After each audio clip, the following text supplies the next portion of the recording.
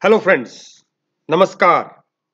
Welcome to once again Dr.RAjeshverma's YouTube channel, and in this video we'll be talking about long-term memory. So this will be the last stage of memory system suggested by the Atkinson and Shiffrin model. So this is the Atkinson and Shiffrin model that suggests that we have a multi-store model, a multi-store memory system in our cognitive domain. Out of that, we have discussed short-term memory in previous videos and sensory memory in my introductory part of the memory, and we'll be talking today on this part of the memory. This is known as long-term memory, and how that information travels from short-term memory to long-term memory, the capacity, the introductory part, the characteristics, and the different types of long-term memory we are going to discuss in this particular video. Now let us start with some introduction about the long-term memory. According to the stage model of the Atkinson and Shiffrin, the long-term memory is the third stage of rather I say it's a last stage of the memory. The information that enters long-term memory henceforth will call it as a LTM. The abbreviated form of that long-term memory will be calling as a LTM. So the information that enters the LTM remains there for lifetime or permanently. So this is a very important concept or important point or characteristics of the long-term memory. The information once it enters the long-term store, there that information remains for permanently or for lifetime. So it has limitless storage capacity. There is no limit for the information that you can store in long-term memory. Means unlimited amount of information. It depends upon you that how much you want to store. So there is no limit for that. And the longer an item stays, it's a very important point that Atkinson and Shiffrin observed during their experimentation process. The longer that information stays in the short-term memory, the stronger its association becomes in long-term memory. This is the very important point they say. So that's important. Then obviously when you have a maintenance rehearsal, you rehearse the information in your short-term memory that will remain there for longer period. Longer means that cannot stay more than 30 seconds. Means if that information stays in STM for more than 30 seconds, that's not possible. For that, it has to transfer to the long-term memory, and that the only one that tool to transfer that information from STM to long-term, it is the only you call it as a rehearsal. So items or information are transferred from short-term memory to long-term memory through synaptic consolidation. This is a very one more technical point here. Synaptic consolidation. So I'll let you know what is synaptic consolidation. You know, we have neurons in our brain system. These neurons at the other one end, they have a synapses. So there is a evidence that when we learn something new or we memorize something, due to that there is a permanent organic changes occurs in the synapses. So that synapses connections. So when we sleep or when we are relaxing, most probably this consolidation is entirely integrated with the sleep concept or sleep phenomena. When we sleep, that consolidation occurs. So the synaptic consolidation is akin to the defragmentation process you just observe in the your computer system. In computer system, your when you save something, so you save some file, that file gets stored in the your hard drive, and at the end of the day or some pre set time, that your system consolidate that information. That means they pick up the similar files and store at the one location, so that it become easier for when we need to retrieve that information. Similar process also takes place in our cognitive system, in our the memory system. That we call it a synaptic consolidation. Means the similar information gets stored at similar locations, so that it become easier for us to recall whenever we need that. So that is this crude definition of synaptic consolidation. So this is a neural phenomena that occurs in our brain. The information that is stored in the long-term memory is encoded into semantic, visual, and acoustic forms for storage. Because directly it becomes difficult for the long-term memory to store the information. For that, that information has to be encoded in various codes. That is not more than neural impulses, but neural impulses has to be specific for the semantic information, visual and acoustic forms. So if you find that you are not able to recall something, or this means there is some process in encoding, or there will be some process in something else also. But how that information is stored in the long-term storage is through the encoding. The information is encoded in the synapses in the form of the engram. Engram, or that is we call as a memory trace. And these engrams or the memory traces are resistance to the external interference, but they remain prone to the manipulation. There is a very fundamental difference between the interference and manipulation. Means once they are formed, there are organic changes that has been occurred in the synapses neural system that cannot be interfered with, but that can be manipulated, that can be modified. The information can be modified, but that engram cannot be interfered with. So I think you got the point. Then the information travels from the short-term memory to long-term memory via a transit hub, and popularly we call it as a hippocampus area. You know the temporary transit hub. Suppose in olden India used to have sarai, when people used to travel from one location to another location at the during night time or during evening, or if they want to rest during the day too, they'll find after a few kilometers they'll find some rooms are set up, some huts are made so that they can travel, they can stay there, refresh themselves, and they can continue their journey. So that were the transit systems. So similarly, we have a transit hub in our cognitive system. That is we generally call as a hippocampus area. At that hippocampus location, that memory has to travel from short-term memory to long-term memory through that transit hub. But one important, this transit hub, that is hippocampus area, process the information but doesn't stores it. So this is the beauty of that. When the information comes from the short-term memory, it reaches the hippocampus area. This hippocampus area, uh, you know, process the information and transfer this information to its respective locations, but it doesn't store it. So this is the beauty of the hippocampus area. Now let's discuss some characteristics of the long-term memory. So first characteristics, long-term memory is the last stage of memory system or storage system. The second one is the LTM has the limited capacity. Oh, sorry, it is an unlimited capacity. I was just, that point just came from me, that STM. No, LTM has unlimited storage capacity. LTM is the outcome of permanent physical or organic changes in the brain. So this is very important characteristics.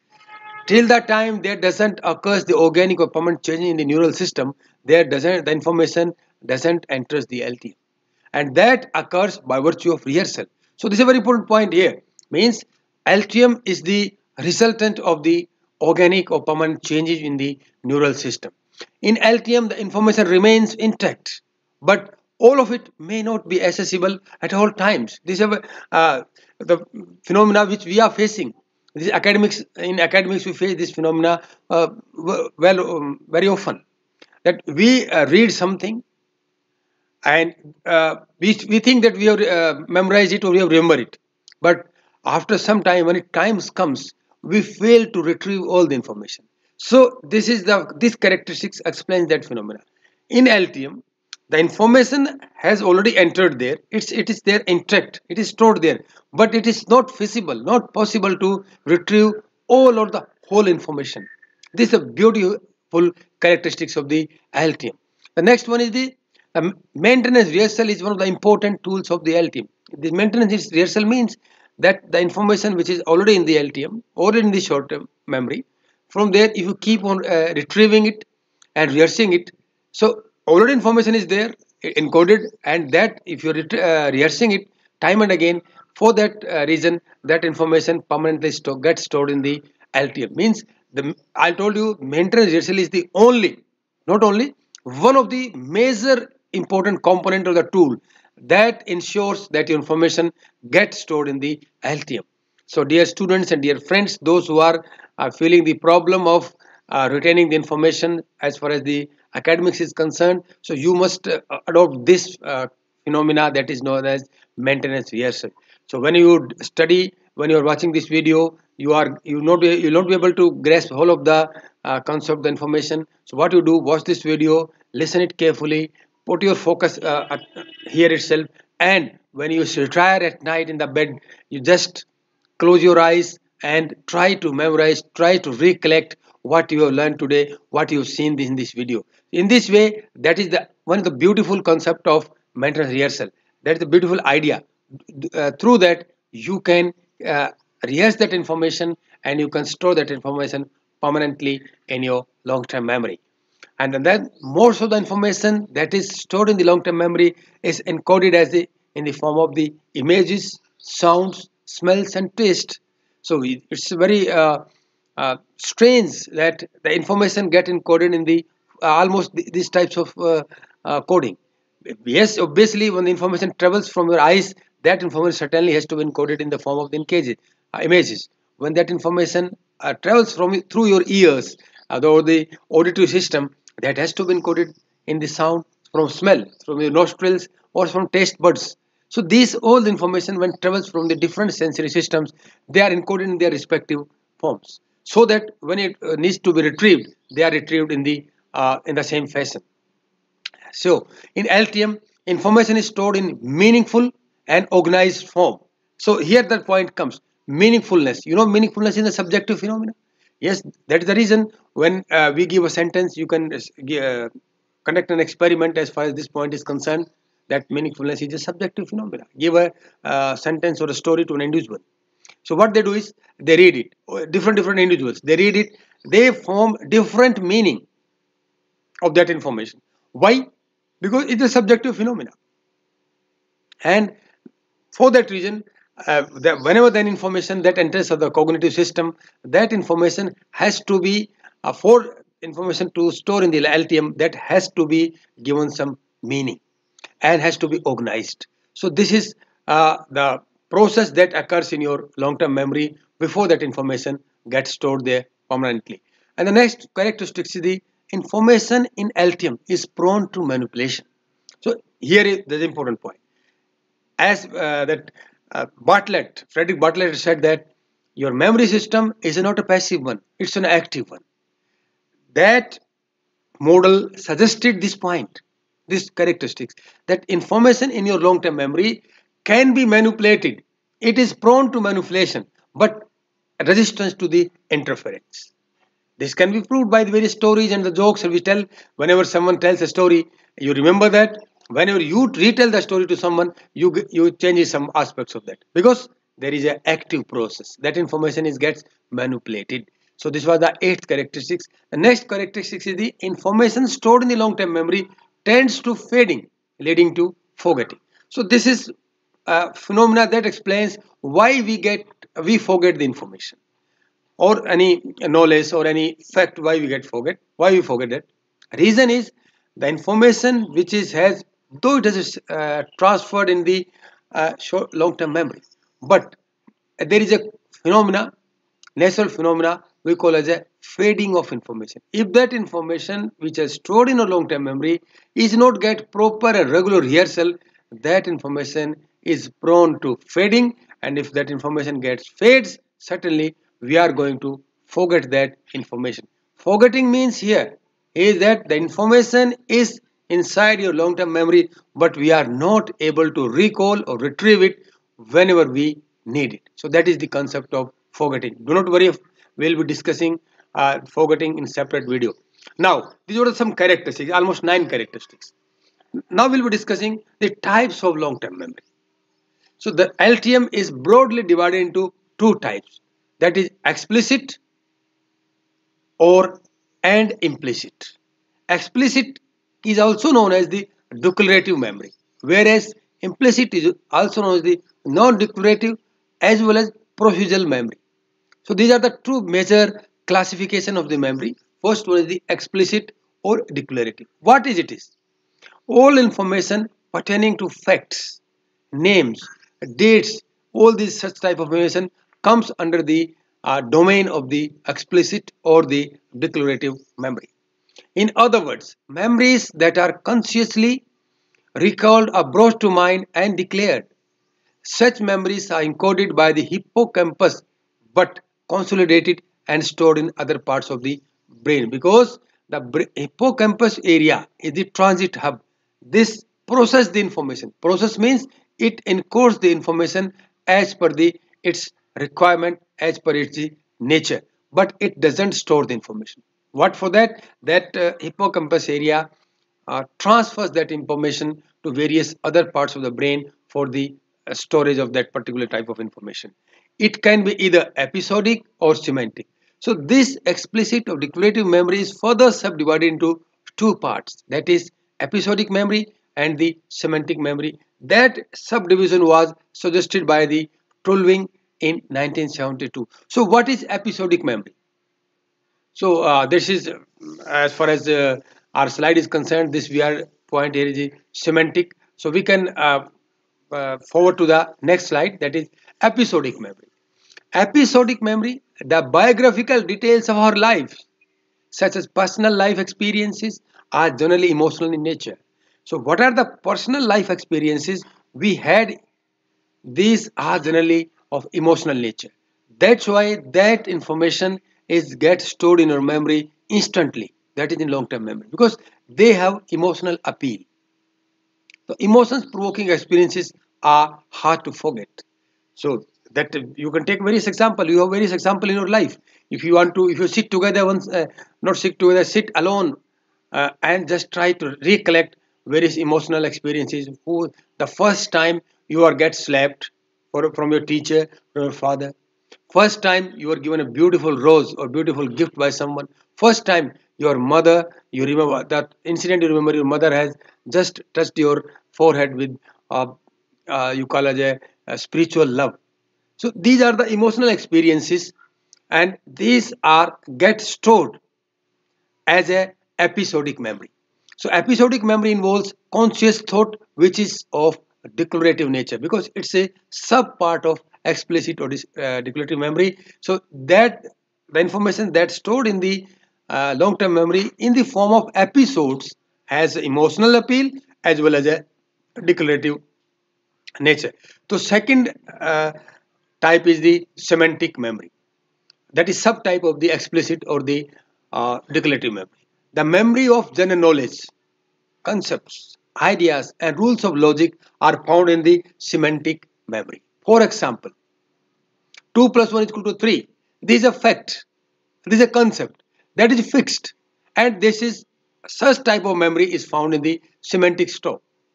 And if someone asks you what's the name of your college, that is semantic. What's the capital of your country? That is semantic. So these such type of information is get stored in the semantic storage system. So this kind of memory is not dated. There is no date associated with this such type of memory. As whereas in episodic memory storage system, we have a dated system. That memory gets connected with the that dates or something some because they have an emotional appeal. Since the contents of semantic memory relates to facts and ideas of general awareness and knowledge, it is affect neutral and not susceptible to forgetting. So this is important point here. Which type of memory is not susceptible to forgetting? This is the semantic type of memory. Why it is not get susceptible to forgetting is because this has the facts, rules, ideas, universal truth. Sun rises in the east, or sun seems to be rises in the east. So these are the facts. So they are not uh, uh, prone to forgetting. One of the important point here is there is no emotions or affection associated with such type of memory. Semantic memory is always affect neutral, so not susceptible to forgetting. Getting my point? So dear friends, these are the two subdivisions of the explicit or the declarative memory. Now the second part is the implicit or non-declarative or procedural memory. This is the, I told you, long-term memory is divided into two parts, explicit or declarative and implicit or non-declarative or procedural memory, whereas explicit or declarative memory is further subdivided into two parts by the Tulving in 1972, that is episodic and semantic memory. So now we'll be discussing implicit or non-declarative or procedural memory. The memory is relating to procedures for accomplishing various tasks and skills, such as how to ride a bicycle or memory of motor skills. So here at the point, once you learn the procedure of riding a bicycle, that system get permanently stored in your long-term memory. So that procedure you know very well. Now the question is, what is the motor skills? Motor skills means, you see, this is the hand we are moving. This is a motor movement. We are moving our neck, moving up and down. We are moving our eyes. See, I am looking there and there. So these are the motor movements. So the memory relating to these motor skills, or suppose writing is a motor skill. Some people are very good writing. So that is motor skill, because there is a motor movement involved in that. So memories of such type of facts or such type of concepts are found in the procedural memory, implicit memory, or non-declarative memory. In other words, it is the memory of how to do things. It involves conscious thought process. How to do a thing. If someone asks you how to ride a bicycle, you can explain the phenomena, explain the procedure. If someone asks you how to swim, if you know the swimming, certainly you are going to explain the procedure. Keep your hand this way, that make a cup of your hand and move. Just when you move your hand like this, enter this portion of the hand in the water, and then rotate your hand and push the water backward. So this is the procedure we are going to explain. So where you will find this memory system stored in your cognitive domain? It is in the long-term memory, and from that long-term memory it is found in the subsystem, that is implicit or non-declarative or procedural memory. Apart from that, there is other classification of long-term memory. First one is the autobiographical memory. These are the personal memories and unique to each individual. We cannot have a similar autobiographical memories. They are not distributed evenly throughout our lives. For example, some periods in our lives produce more memories than others. No memories are reported pertaining to early childhood. Suppose when we were in 4 to 5 years, 4 or 5 years of age, the memory of that particular period we do not have. So this is particularly generally known as the childhood amnesia. But when we are in the threshold of the adulthood, from that system, from that stage of your lives, we have lots of memories stored in our cognitive system or the long-term memory. Why? Because there may be emotionality. Because due to that time, that our emotional system has that information that is entering our system is emotion provoking. There's a newness, because our perspective gets changed when we are child, and when we become adult, the perspective towards the world is entirely different. And we start understanding, comprehending the meaning of the information. We start understanding the importance of the information, novelty of the information, and emotional changes, hormonal changes that comes in our body. So due to that, perhaps we have large memory storage system as far as our adult threshold or adulthood is concerned. So but we do not remember the memories or the incidents of our childhood, because that is generally known as the childhood amnesia. There is something, maybe different point here, or something that explains that. So this is the point. Autobiographical memory explains that during our life period, that memory is not evenly distributed. And the second classification of long-term memory is the flashbulb memories. The name itself is a self-explanatory. If you we switch on some switch, immediately a bulb starts illuminating. That such type of memories do also occur in our long-term memory. The detailed memories of arousing or surprising events, the events that surprised you. Suppose you are moving in a vehicle, and at that you just stop that vehicle, and you just want to get down from that vehicle, you'll find a beautiful peacock is dancing by the side of the road inside the a group of trees. At that location, you get mesmerized. because that event is the arousing or surprising event for you. You get engrossed in that event and keep on watching how that beautiful peacock is dancing. So this is surprising one. So this memory is such type of memories are flashbulb memories. They are like a camera image frozen in memory. That image of that peacock dancing will get frozen in your brain and tie to particular places, dates and times. Whenever you pass through that particular event, particular location, that memory will automatically comes up, just like a flash bulb. If asked, individuals can explain the details of such events or such flashbulb memories meticulously, as if some photograph of the event is permanently frozen or lying in the inside the brain. So this is the nature and beauty of the flashbulb memories. Dear friends, now what are the factors that affect the long-term memory? Various factors. First one is the maintenance rehearsal. It is a beautiful and one of the most important factors that influence the long-term memory. What is maintenance rehearsal? Repeating of information over and over again. Then comes the elaborate rehearsal. So what is the difference between maintenance rehearsal and elaborate rehearsal? In elaborate rehearsal, we give meaning to the information, whereas in maintenance rehearsal, we repeat the information time and again. So this is the fundamental difference between maintenance rehearsal and elaborate rehearsal. Dear friends, this is the question uh, more often asked in the 2 marks segment in the various examinations. Difference between the maintenance rehearsal and the elaborate rehearsal. Then the third important factor that affects the long-term memory is the sleep. What is the sleep? A state of altered consciousness where memory consolidation occurs. See, that was the thing I was discussing when we were discussing the synaptic consolidation. So during the state, what is sleep? It is a type of consciousness, but it's an altered consciousness state. So during that sleep, our defragmentation type process occurs inside our long-term storage system. So that also affects our long-term memory. If you have a better sleep, and you have a sound sleep, certainly you have a good long-term memory. Then comes the attention. What is attention? Ability to focus on one or more stimuli simultaneously. If you are able to focus your attention on more than one stimuli, that also you are able to store that information in the long-term memory and you can store more information. Then comes the neural structure.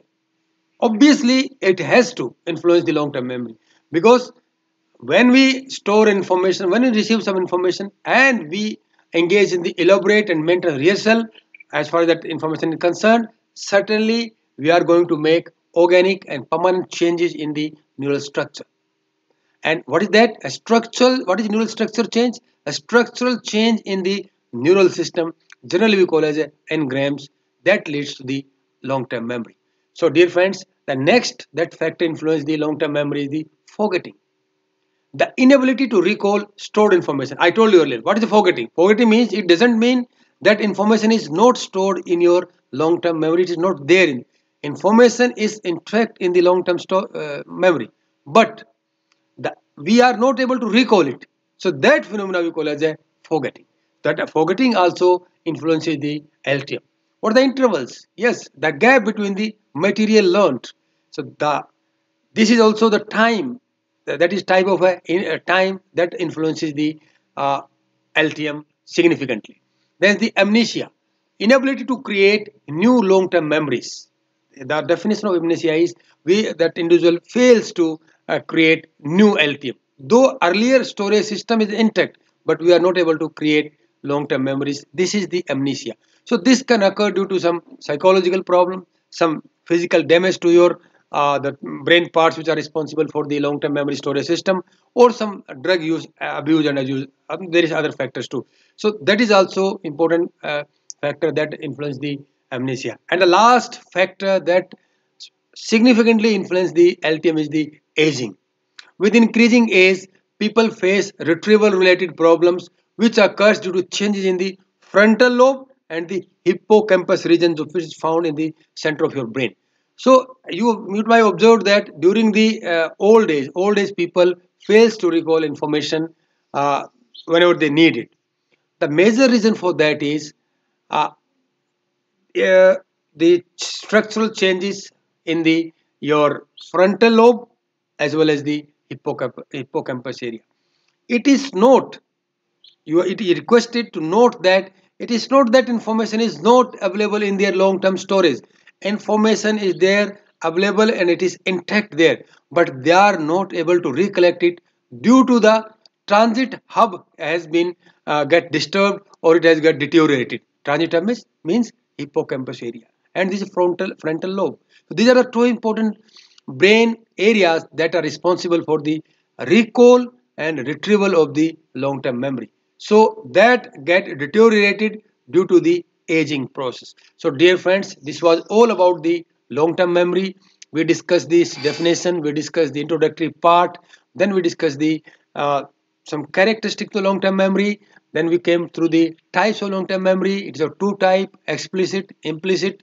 Explicit declarative, implicit non-declarative, and procedural memory. Whereas explicit is also type of two: semantic and episodic. After that, we discussed several other classifications, that is flashback memory and autobiographical memories. Then came the what are the factors that influence the long-term memory, such as the mental rehearsal, eloquent rehearsal, your aging, and other factors. So, dear friends, these are my references. You cross-check them. You can study them, and next we are going to discuss the methods of studying the memory. So dear friends, by the time, if you like this video, share with your friends or the individual who are interested to study psychology. And if you do not dislike it or some parts you do not feel that these are not good or not of the approved quality or good quality, kindly let me know through the either you can write me through my email vamasujit@yahoo.com, or you can write in my comment box. I always appreciate and solicit your comments. Thank you friends for watching this video.